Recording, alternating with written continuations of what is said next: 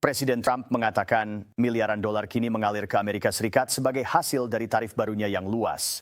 Kenaikan bea masuk ini berdampak pada puluhan negara dengan beberapa tarif mencapai hingga 50%. Mari kita undang pakar keuangan Ann Berry. Beliau adalah pendiri Threadneedle Ventures dan pembawa acara Brew Markets.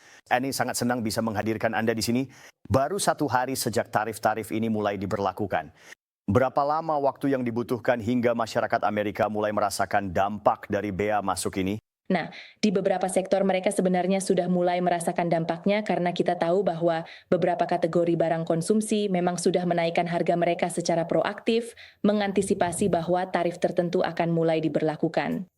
Sekarang, setelah kita benar-benar melihat tarif-tarif itu resmi diberlakukan sejak kemarin, tanpa ada kejelasan kapan akan dicabut, jadi ini berlaku untuk impor dari Uni Eropa, India, Jepang, Korea Selatan, dan negara-negara lain. Saya rasa ketika kita berbicara lagi 3 bulan dari sekarang, membahas laporan keuangan kuartal berikutnya, di tengah musim laporan keuangan, kita akan melihat konsumen sudah merasakan dampak yang lebih besar, dan kita akan melihat perusahaan-perusahaan melaporkan dampak tersebut, terutama berupa penurunan penjualan pada perusahaan yang berhadapan langsung dengan konsumen. Anda tahu, bagi beberapa pegawai orang yang menonton ini, mungkin cukup mengejutkan bahwa pasar global belum bereaksi terlalu kuat terhadap tarif-tarif baru ini.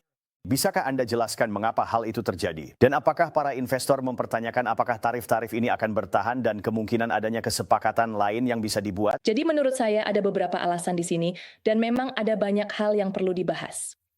Yang pertama, pasar sedang naik dan tampaknya pasar naik karena hasil yang paling tidak buruk telah terjadi. Ini adalah hal yang luar biasa untuk dikatakan dan menunjukkan sentimen yang kita miliki saat ini.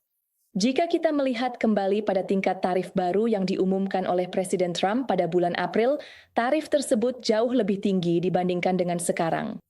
Namun demikian, tarif hari ini dalam banyak kasus 3 kali lipat dari levelnya di awal tahun ini. Jadi pasar menunjukkan semacam kegembiraan karena hasil yang paling tidak buruk mulai terjadi. Itu yang pertama. Yang kedua, menanggapi pertanyaan Anda, ada pertimbangan bahwa mungkin tarif-tarif ini tidak akan bertahan lama. Tarif-tarif ini memang tidak stabil. Dan yang ketiga, dan menurut saya ini sangat relevan ketika berbicara tentang beberapa perusahaan besar seperti Apple yang telah mengumumkan paket investasi besar hingga 600 miliar di Amerika Serikat sebagai cara untuk bernegosiasi agar produk mereka mendapat pengecualian atau perlakuan khusus dari tarif. Saya rasa pasar melihat bahwa dalam kasus perusahaan-perusahaan besar seperti Apple, para CEO sedang bermain dengan waktu.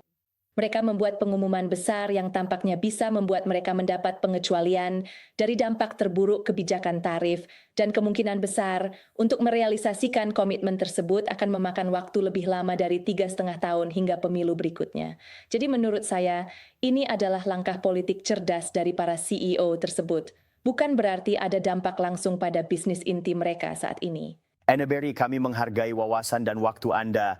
Terima kasih telah hadir di acara ini.